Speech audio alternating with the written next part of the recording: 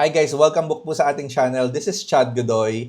And today pag-uusapan po natin, ano ba yung magandang laptop for virtual assistant na gumagamit po ng artificial intelligence para sa trabaho nila. So yung AI, no? So kasi may nagtanong ng isang araw, gusto niya daw magtrabaho bilang isang VA at gusto niyang gumamit ng AI.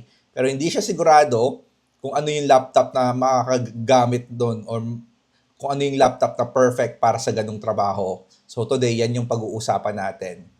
Okay? So yeah, at first, a reality check po, yung mga AI tools na ginagamit natin, no, ay tumatakbo po sa cloud. Or, in other words, sa internet, no. Hindi po yan tumatakbo sa computer nyo. No? Hindi yan tumatakbo sa laptop nyo. Yun po ay tumatakbo sa cloud. So, yung mga Claude, ChatGPT, Gemini, Perplexity, kapag nag-input ka po dyan ng mga prompts, no, kapag gumagamit ka ng mga AI na mga ganyan, hindi yan pinapatakbo ng computer mo. Yan po ay gumagamit ng ibang server sa internet or sa cloud. So, hindi masyado yung heavy lifting ng, hindi yan masyado nakakapagpabagal sa laptop nyo. In other words, no, hindi yan, kumbaga, kung malakas man o mahina yung laptop nyo, hindi yun masyadong ginagamit, no? Pag yan ang ginagamit mong mga software, okay? So, para lang maintindihan lahat kasi kala ng iba pag gumamit ka ng Claude po, yung laptop mo is si Claude yung hinihiram niya yung laptop mo para patakbuhin yun. Hindi po ganon. Sa cloud po yun. Cloud ha, hindi Claude. Cloud. Okay, so pangatlo is yung kung ano yung nakakapagpabagal sa laptop nyo, yun po yung pag marami kayong ino-open browser. No? Pag maraming naka-open na browser, meron kayong maraming video calls, Google Workspace, yung naka-open yung mga Google Workspace nyo, Google Sheet, and then at the same time, nagka-Canva editing kayo, and at the same time, naka-open yung mga video editing software, or iba pang mga software dyan sa laptop nyo, yan po talaga yung nakakapagpabagal. No?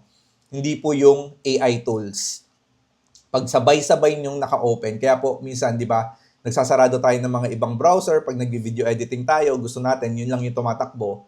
Kasi nga, yun lang yung basahin ng computer. Pero pag nagmo-multitask tayo, yun talaga yung bakit tayo naglalag, no? Kung bakit tayo bumabagal, bakit tayo naglalag, minsan nagsha-shutdown yung computer na hindi natin naiintindihan. So, yun, no? Yun talaga yung nakakapagpabagal. So today, pag-usapan natin, ano ba yung perfect specs for our laptop, no? Para tumakbo ng maayos. Okay, and the sweet spot, no? Yung pinaka-specification po ng laptop natin is dapat yung RAM is nasa around 16 gigabyte. Okay, yung 8 gigabyte po, na-try ko na yan. Ang kaso lang po, yung 8 gigabyte, kapag naka-open na yung mga Google Chrome, may video editing software, tapos nakikinig ka ng sound sa YouTube, medyo parang nahihirapan na siya, no? Kapag may mga heavy task ka, like video editing, hindi man tayo lahat nagbe-video editing but just for example, if meron kang ini-edit na video for a client, tapos naka-open yung YouTube mo, naka-open yung ibang browser mo, or may Slack ka pa sa desktop mo, yung 8 gigabyte po, mabilis yun makain. So, kailangan po talaga ng mas mataas na RAM, which is yung pinaka-normal na po na RAM na ginagamit ngayon is nasa around 16 gigs. No? So, ano ba yung RAM? Guys, yung RAM, ibig sabihin niyan po niyan is yung random access memory. Yan po yung ginagamit ng computer nyo para basahin yung mga naka-open na files dyan sa laptop nyo. Okay?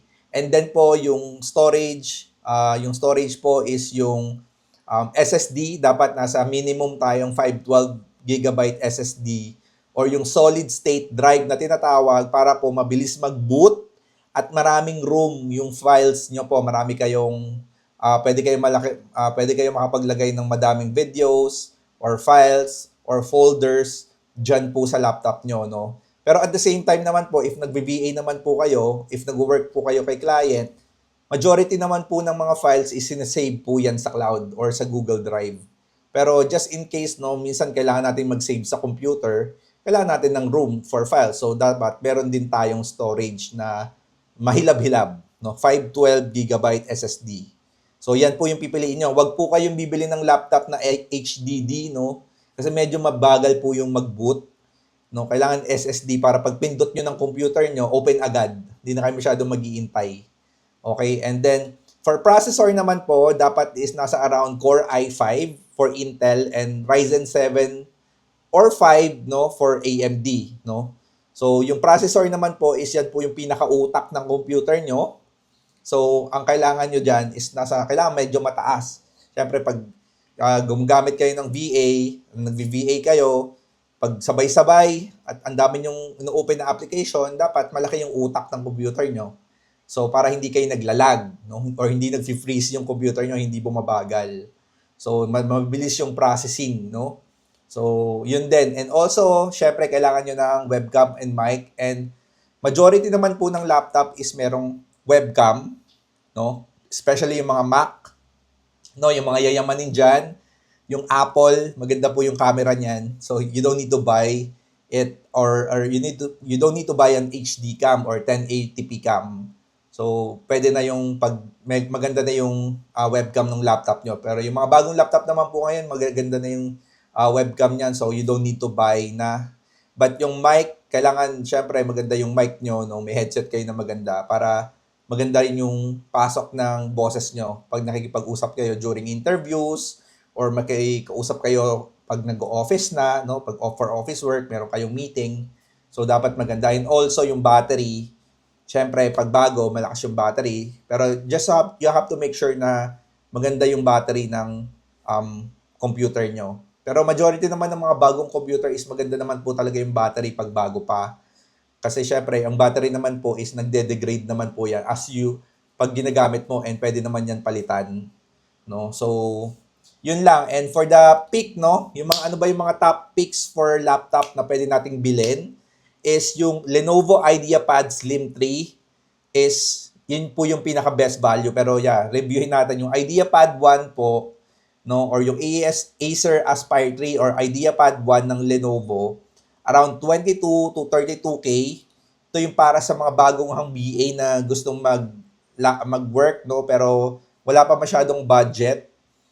Pasok na po yung 8 to 16 gigabyte po na RAM doon, no? Depende na lang po yun sa bibilin nyo. Kung 8 gig lang yung laptop nyo, pwede nyo yan pa-upgrade, no? Tanong nyo kung pwedeng pa-upgrade, i-upgrade, or kung makakabili na kayo ng 16 gigabyte na RAM, pwede na yon. And also 512 gigabyte SSD.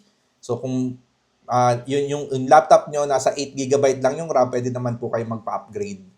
Pero nga, if you have a budget, yung pinaka-best value po natin is yung Lenovo IdeaPad Slim 3. No, available po yan sa Shopee. Ryzen 5 na po yan to 7. Oy, mali pala to. Ryzen 5 to 7 Core i5 and 16 GB 512 GB SSD. No, 16 GB of RAM na po yan. And 512 GB SSD na po yan with 15 inches full HD display. So yan po, kung meron kayong budget and you really want to invest on yourself, kailangan nyo din po kasi ng laptop Kailangan nyo ng computer para makapagtrabaho. Or kung wala pa kayong work as a VA, magamit nyo yan for training, magamit nyo yan for, pag magte-training kayo, paano maging VA, kasi hindi kayo pwedeng mag-training lang sa cellphone. Mahirap mag-training sa cellphone lang. So, kailangan nyo talaga ng laptop. So, yan po yung pinaka-the best. Or if you have money, kung rich auntie kayo, okay, or mga tito, rich tito, auntie, pwede kayong mag-MacBook Air M2 or M4. Okay? Almost same specs, 16 GB po yung RAM, 256 to 512 GB po yung SSD. And then premium build plus battery na po 'yon. Maganda na po 'yan, no? Syempre pag MacBook pa kasi medyo may pagka-social at medyo may presyo. Pero yun nga, subok talaga, no? Subok na talaga when it comes to work. Ako din po kasi gamit ko is Apple. But I just work on my desktop. Apple desktop po yung ginagamit ko ngayon. It's running on M4, but mataas po yung CPU ko kaya medyo mabilis yung computer. Pero nga, for laptop options, no, I don't want to talk about desktop. For laptop options, the Lenovo IdeaPad Slim 3 with Ryzen 5 to 7 Core i5 Intel, 16 GB random access memory, 512 GB SSD. Ito po yung pinaka the best. Pwede na rin po siya mag-games, no? If you want to be playing games, syempre hindi naman kayo mostly mag-work lang, no? Gusto niyo maglaro-laro. pwede kayong mag-games, no? So, Lenovo IdeaPad Slim 3 is the best. And also, yun nga, ito po yung the best all-around choice, yung pinaka-topic, yung ito. So, inulit ko lang po. So, kung meron kayong pera, no? Kung meron kayong pera, it's best for you to invest on mag-invest na talaga sa mas magandang laptop versus yung naiintindihan naman natin yun eh. Pag ka, syempre wala kang kita, medyo yung budget mo nasa umpisa pa lang. Pero nga, may mga tao kasi naman na mag-uumpisa na may pera na eh, galing sa corporate. They just want to transition from corporate into VA. Pero nga, may pera na sila, may ipon sila. You have to invest on a very good laptop. Kasi yan po yung bread and butter nyo. And also the internet. Yan ang pinaka bread and butter nyo eh.